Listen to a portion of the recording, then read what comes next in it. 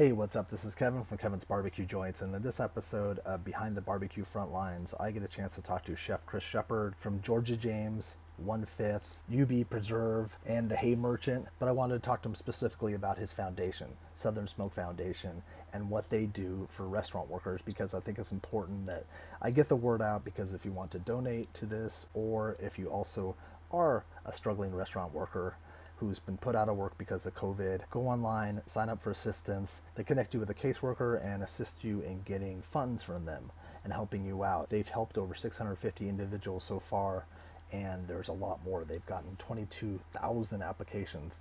So I just wanted to get into this, learn all about it, learn how you could help out, share as much information as I can about this. I can't thank Chef enough for taking the time.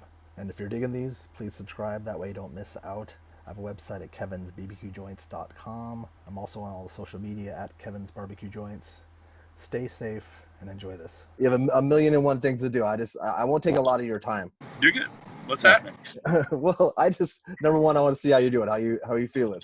You know what? I'm doing actually physically great, mentally great. Business-wise, we're learning something new every day. So that's the key to it. Like, as long as we're ready to try and learn and change and pivot, maneuver to make the right decisions, then we're good. Yeah, and I've often thought that the restaurant industry, especially like barbecue and meat related too, they're all really positioned well to pivot if they have to. I think a lot of them are scrappy. Yeah, I mean, just people in the restaurant business have to be. Yeah. I've worked in the business before, so I know. So I want to talk about Southern Smoke Foundation because I had seen your festivals, and I'd seen you online and seen what you do, but I never, until I did research, I never quite knew specifically what it is how great it is and great resource. So you started in 2015, right? Yeah, we started in 2015, and what it was a friend of mine. We were doing dinners to raise money for culinary scholarships, and a friend of mine was doing the SOM work for us, and he was coming in doing the wine program for these dinners. And when it came time to do another set of the dinners, he asked me if we could do one towards MS, and I was like, "Yeah, why?" And he was like, "Well, I got diagnosed with MS this week," which wow. A whole nother conversation. But at that point, I said, we're not going to do a dinner. We're going to throw a festival or a party. This is basically what I said. And then we went to the mayor's department of special events to talk about closing off just the sidewalks around the buildings. And she asked, what are you doing? I told her, and she was like, no. We're going to block down all of the streets around you. We're going to give you the stage. We're going to give you all the infrastructure to be able to throw a festival. And I was like, oh, well, all right, I guess. Like, I've never done that before, but so that first year, we, did the festival, and I told the MS Society that we were going to raise $100,000. They kind of laughed at me because, I'm sure that happens quite a bit where people say they're going to do that, and then they don't really realize how much goes into it. So that first year, the same people that laughed cried when I wrote them a check for $181,000. Oh, Lord! And then year two, we progressed and wrote them a check for $284,000. And then year three, Harvey came through the city and put its toll on us. I looked at everybody and said, we need to change the focus, and we need to take care of folks in the hospitality industry. And I don't care if it's you plant the vegetables or drive the cars or stock the milk, work the drive-through, busser, waiter, cook. I don't give a shit. But you have to have an outlet to be able to, if you need something, you're in a time of crisis, we can help. And that year we wrote 139 checks to folks for $500,000. And that kind of started the vision of, we need to have this as a 24-hour-a-day, 7-day-a-week program where if you have a dark night, you can have some, you can make a phone call. We get somebody to talk to. You have, you twist your ankle and you have a hard time paying rent. You just didn't go to the doctor, or vice versa. Or you did go to the doctor, so you can't pay rent. You just can't go to work. We can help with that. And so, just like I said, over Harvey's impact, we had a little over 200 applications. Since COVID-19 started, we've had over 22,000. 22,000. Wow. Yeah. And it's not just Texas-based; it's nationwide. It's nationwide. It was before. Yeah, that's right. And I told Catherine, our executive director, I was like, let's not put the cart up in front of the horse. Let's not go outside of our area just yet. And then slowly it started to happen. And then with COVID-19, we put 2 carts in front of the horses and just fucking let it go.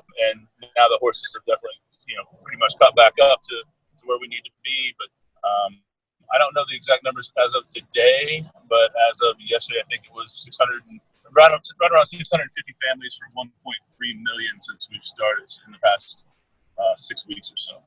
And how much does it cover, like a month's worth of break for them, or how does it, or is it all specific to person? It's absolutely different.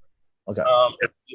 It's what's your crisis, what's going on, what are your bills, how do we help with this? Gotcha.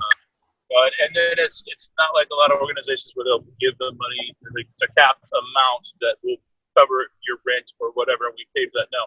And that's great too. Like, all organizations that are helping out are fantastic. Yeah. Ours, we basically take the list of all of your things, it goes to an awards committee, and then the committee delves out. So there's not really a cap. The great thing about our industry is that people in the restaurant business don't take more than what they need for the most part. So, what I've seen, and I'm not privy to any of the applications actually, but I just will see things that come across what are going to the awards committee with no names and no circumstances, but it's this is what's happening and this is what this person's asking for. And it's rent, phone bill, car payment, doctor appointments. Yeah, I saw the wife, and it's we need $900, and it's that doesn't seem like it's enough, but it's it's what they need to get by, and so and to help them sleep at night. I noticed that you said that I forget what interview, maybe it was on Fox, where you said that when you're stressed about money and those things and you can't sleep, that horror is it's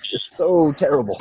Yeah, it's unmanageable. So as long as we're trying to just be there for folks to be able to manage their life in an uncertain, really weird time, until we can get back at it and we keep going. But as I've said, that if we're on pace for what we're doing, we got to get the word out, because we've done 1.3 million to 600 and something families. But if we go through and grant on average what we're doing for every person, we need $38 million.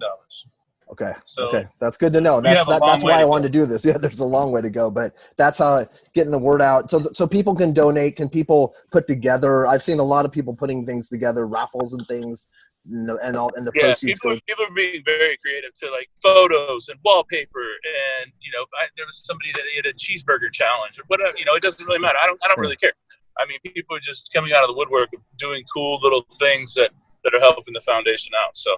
And it's really getting the awareness and getting people to understand what it is. And, because I go back to the thing where it's if you have a little bit, you give a little bit. If you need a little bit, apply for it. We'll get through this together, but we have to do it as a group of humans working together. Exactly. And it's not when you go to the website to apply, you're not just applying to a robot or a computer. You're assigned someone, and then that person helps you and deals with you and vets you and figures out, and you have to show some pay stubs and things to show proof. It's a long process. It is, but it's worth it. It's the thing. We can't just oh, you need $5, here you go. It doesn't work that way. No.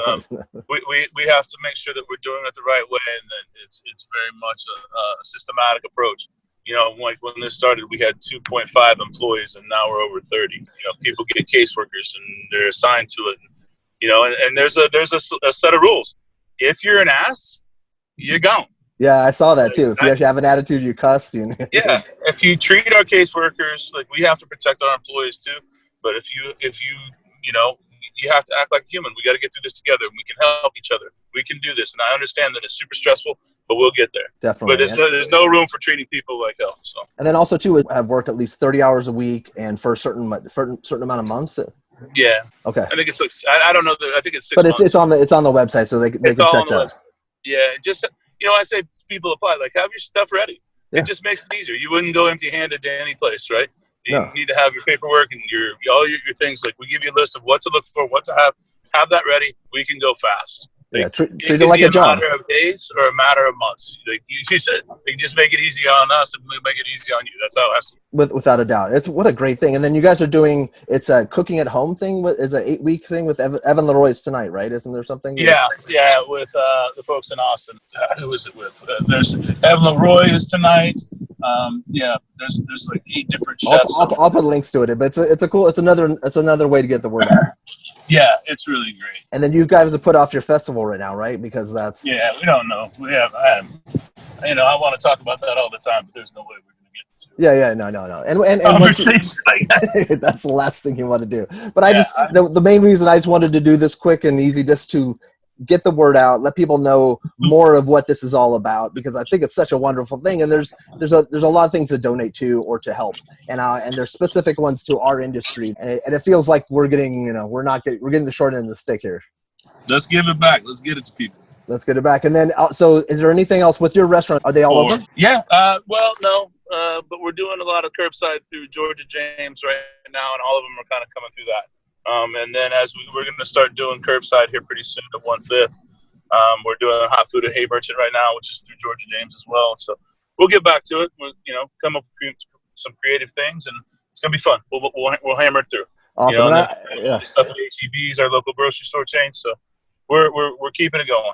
Excellent. Yeah, no, I love HEB, and when I was in Texas, I loved it so much. Now, also too, I just wanted to thank you too, because I recently interviewed Aaron Fugis, and if it wasn't for you, the two of them, Patrick and Aaron, wouldn't have met probably. And that's true. Yeah. I was thinking about that last night. I'm like, well, when I talk to Chris, I want to tell him that's my kids. We thank you, for what you've done in that sense. You've done a million things, but that's something great for us too. I appreciate it. But thank you for what you're doing. Let me know if there's anything I could do on my side to help out. I will get the word out, and I'll get this done and out tomorrow. But all right, I appreciate that. Let's go. Thanks, Chef. People to take care of. Yes, sir. Thank you. Thank you, sir. All right. All right, bye.